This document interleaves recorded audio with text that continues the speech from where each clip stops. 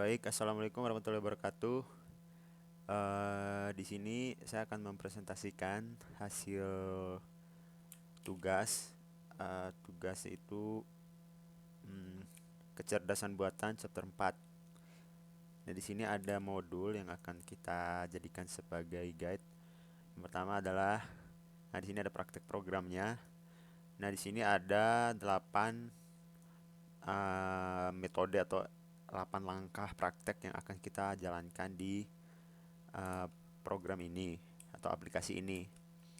Yang pertama adalah buat aplikasi sederhana menggunakan Pandas, buat data dummy format CSV sebanyak 500 baris dan melakukan load ke data frame Panda.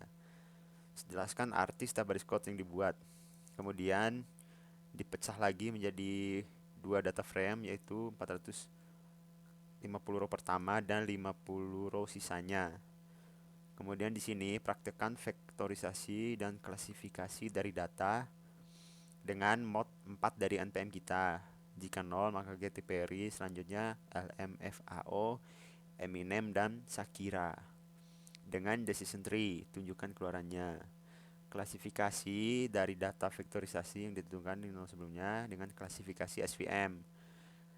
Kemudian decision tree, kemudian kita lakukan plot confusion matrix menggunakan matplotlib. Kemudian nanti jalankan program cross validation dan apa buat program pengamatan konten intelijen dengan terhadap ini. Oke. Di sini saya sudah membuat programnya. Yang pertama, kita import library yang akan kita gunakan. Yang paling penting adalah Pandas. Tentu kita harus menggunakan Pandas. Kemudian sklearn itu modelnya yaitu tree dan SVM. Kemudian confusion matrix kita juga punya tadi. Nah, kita ke atas ini saja. Ini ke atas saja lah. Yang paling penting tiga yang atas.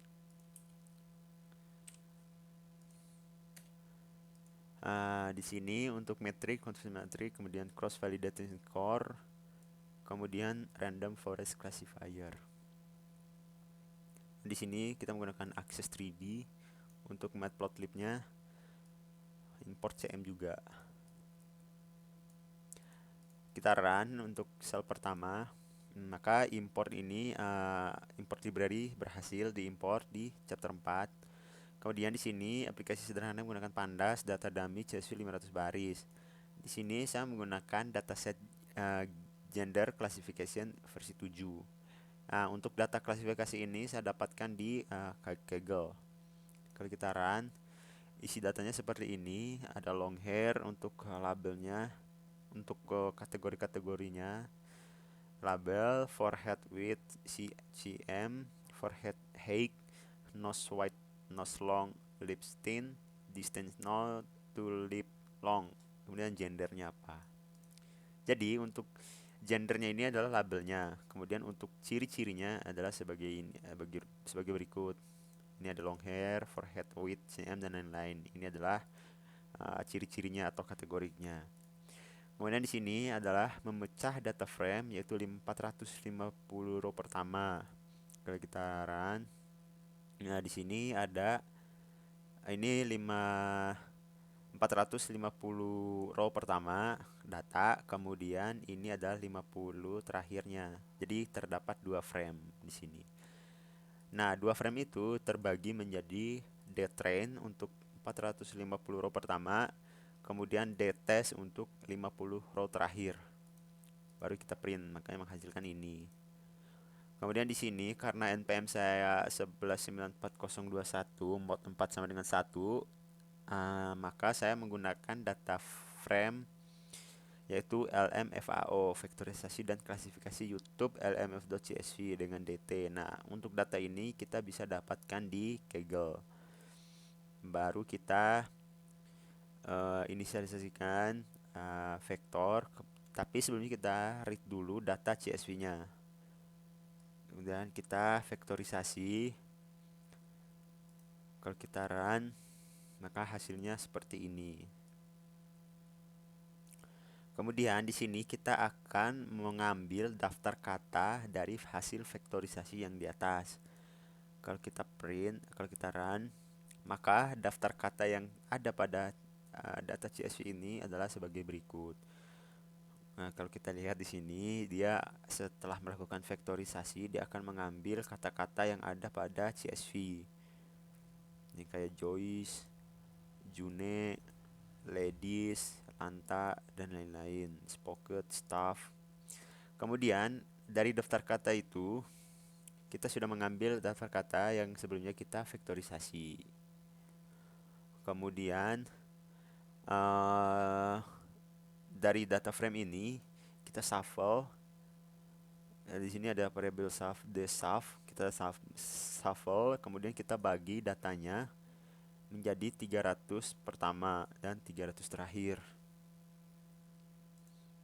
Kemudian ini fungsinya untuk kita bikin jadi train, kemudian sebagai tesnya. Jadi ada dua variabel di sini, data train dan juga data test. Kemudian kita transformasi atau kita train datanya dari konten. Jadi kita ambil field kontennya. Kemudian kita coba print ini. Nah, di sini hasil trainnya. Tapi sebelumnya datanya kita kocok terlebih dahulu. Atau kita shuffle, kita rolling atau gitu lah. Kita dapat datanya sebagai berikut.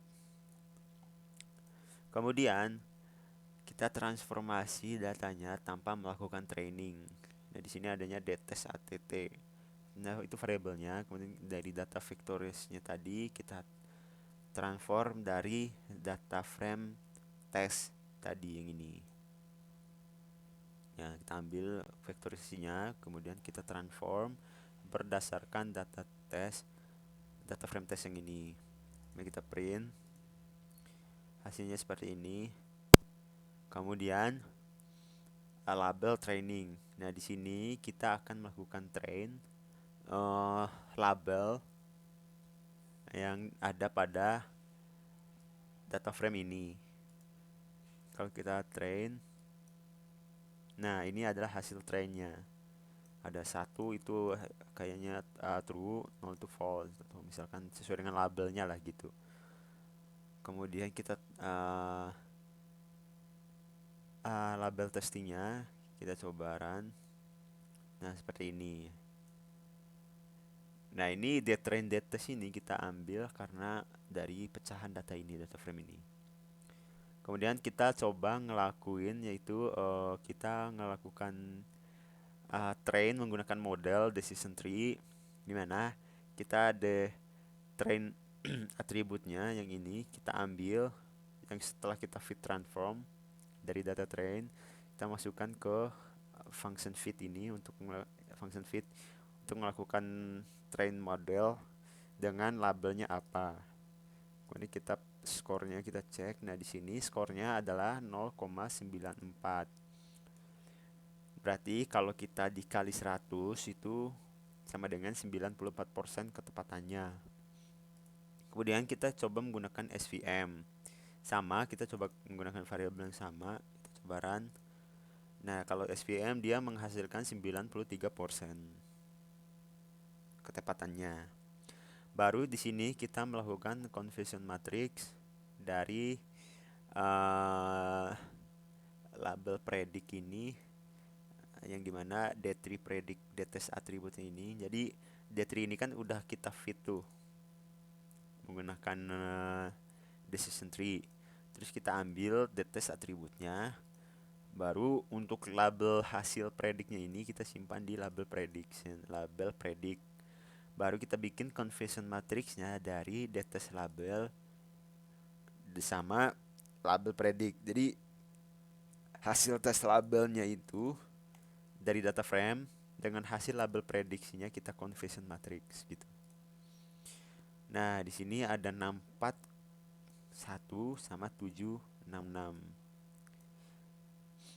untuk hasil conversion matrixnya. Kemudian di sini ada cross validation. Kita lakukan cross validation dari decision tree terlebih dahulu dengan data trainnya apa sama data train labelnya apa kita ambil. Kemudian kita print hasil akurasinya berapa. Di sini hasil akurasinya sama seperti yang di atas. Untuk decision tree dapatkan 0,94. Terus kalau kita dikali jadi 94% ketepatannya. Kemudian di sini kalau kita ini sama sih sebenarnya. Tapi kini kita simpan skornya jadi di score tree. Kita bedain lah gitu. Nah, sama. Kemudian untuk SVM-nya 0,94.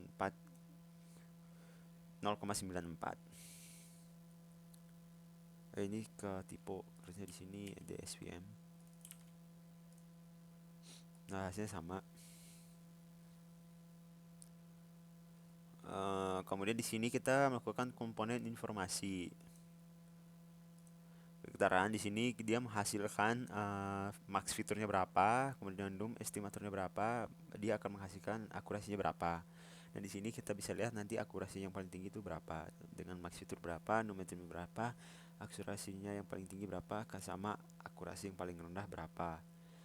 Di sini setelah saya lihat ada 96, kalau nggak salah saya lihat tadi yang paling tinggi adalah, kalau di sini 95 ya. Oh ya, 95. Untuk sementara paling tinggi 95. Ya, yang paling rendah itu 83. Ya. Kemudian di sini kita akan ngupload dari hasil ini, hasil komponen informasi ini kita plot datanya dengan bentuk 3D ya, 3D. Kita plot. Nah, ini hasil plotnya. Num estimatornya berapa, max fiturnya berapa, average akurasinya berapa. Nah, di sini kita bisa lihat ini akurasi paling tinggi ya.